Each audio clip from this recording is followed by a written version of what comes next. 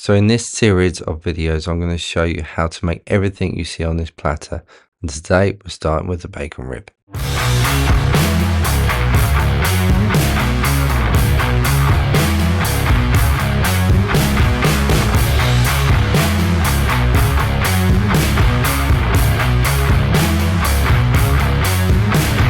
So I've been wanting to do this particular cook for the longest time.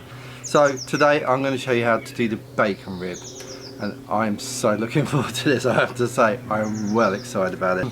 So what is a bacon rib? So really, what's the best way of describing it, I guess, is that you got your normal rib, as you would imagine, with your bones and then your meat on that. And then normally you'd have the pork belly, which would be above that. So normally when you get the rib, that's obviously cut off, and you normally have the two sections. You normally have your belly of pork as one cut, and then your ribs as another cut.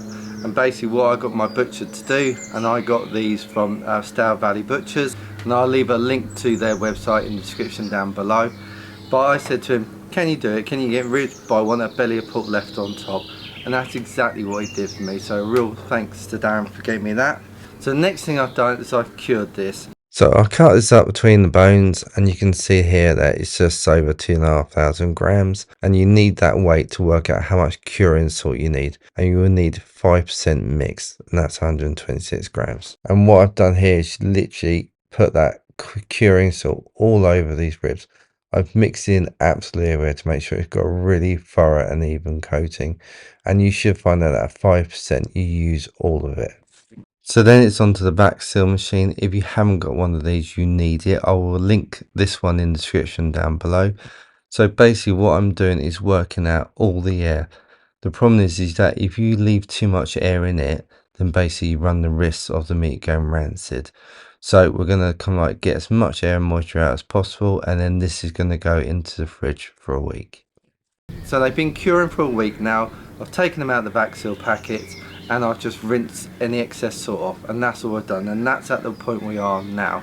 So all I'm going to do next is season it, and I'm using Sure Shot Sids, and I'm using their coffee rub. I've done this on ribs loads of times, and it is such a mellow, sort of real savoury flavour, right amount of salt, right amount of pepper, so give this a go. It is absolutely stunning.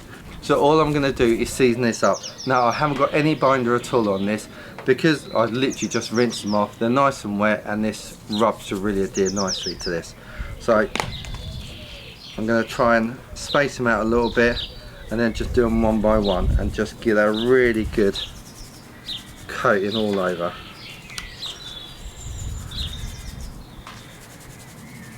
Now the marbling in these looks incredible. It's got some really nice fat over the top of it, which should render down. You can see it's that beautiful, nice, white, soft fat. So that will render down. You also notice in here there is some cartilage as well. So I could have cut that out, but there's quite a lot of meat either side. So I thought, you know, all you need to do is basically tell the person eating it that actually there's a bit of cartilage in there. They might want to gnaw it, you never know. So give this a really nice season. Get it all over, all them sides. And this rub smells so good. This is my favourite. Of all the Sure Shot Sids rubs, I think this and the original are my favourite. I'll leave a link to their website down below so you can go and grab yourself some of those. And I love the fact these have just got that beautiful pink, because obviously they're using that bacon cure, which in theory if I just smoke these cold they would turn into bacon. But that beautiful colour, and there's no off smell, there's no nothing. They come out absolutely gorgeous. So I'm going to let those sit out for about 10-15 minutes, just let that rub adhere a little bit, and then it's onto the smoker. So today we're cooking on the offset. We've got the Midwest pit running at 250, and this thing loves to run at 250, so why fight it, just go with the flow. So it's been an hour and a half, and you can see they are starting to take on some beautiful colour. That fat is starting to render a little bit, but it's still pretty hard, so they've got a long way to go yet. But they are looking pretty good. Let's have a look at a close-up of that.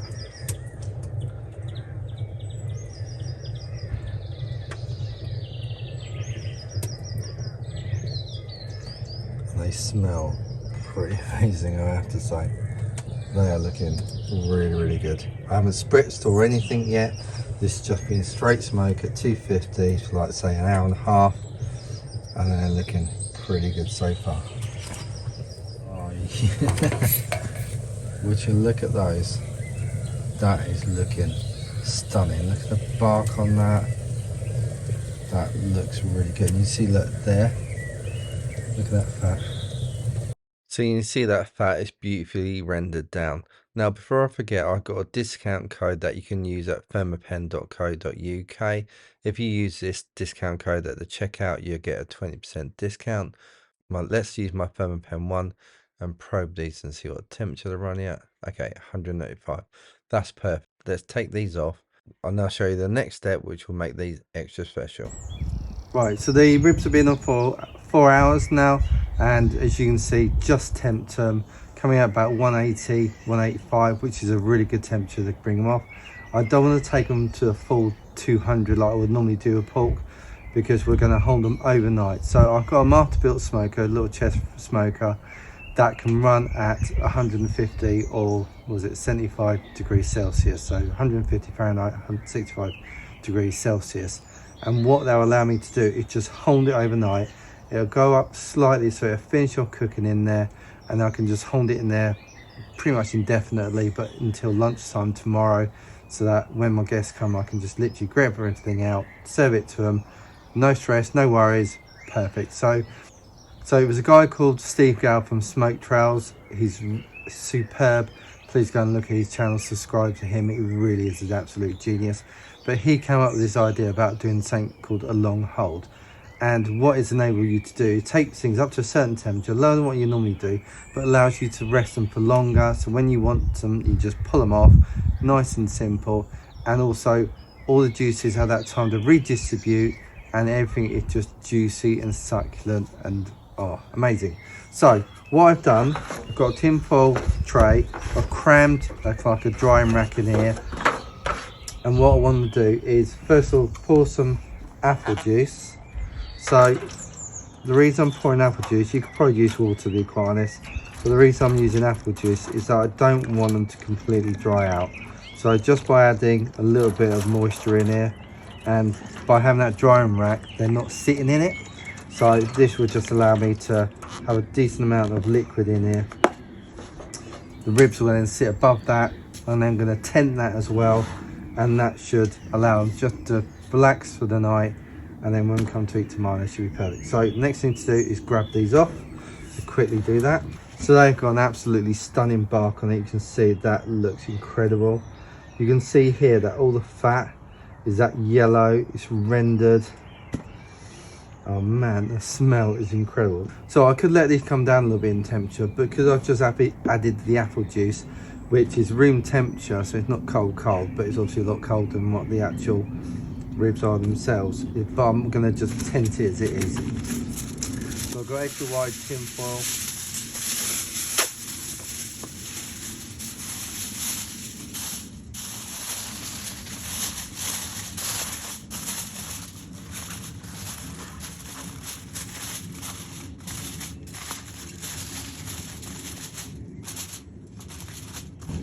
Double layer it, so I might even triple layer it.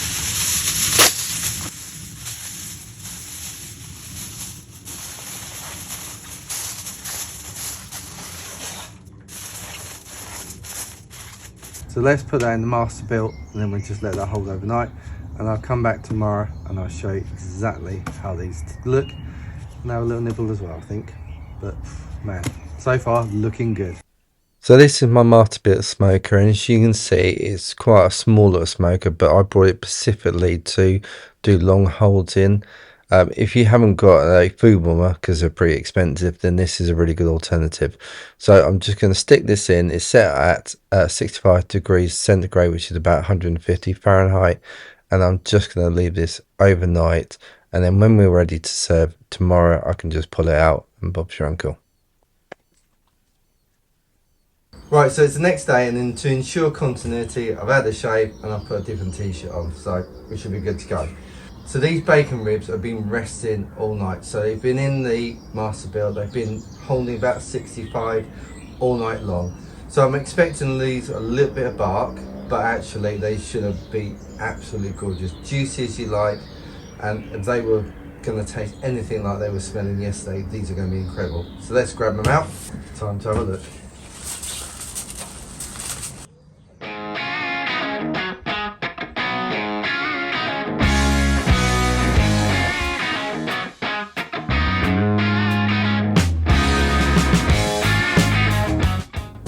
Right, so let's get one of these bad boys out and have a look. OMG, that looks incredible. The bark on that, oh, it smells. Oh, that smells fantastic. Right, cut a piece off the end. Look at that. That's rendered down beautiful. That bark is doing incredible. It's soft now, so you've got a nice bite on there.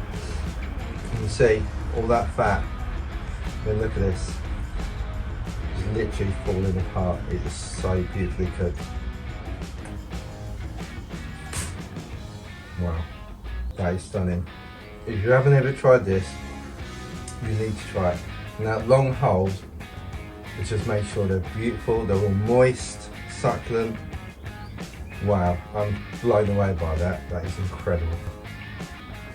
Can't stop eating it. I just can't stop eating it. That tastes beautiful. The actual rib itself, the actual meat is all succulent and moist. It's got that beautiful bark on it with that short seasoning on it as well.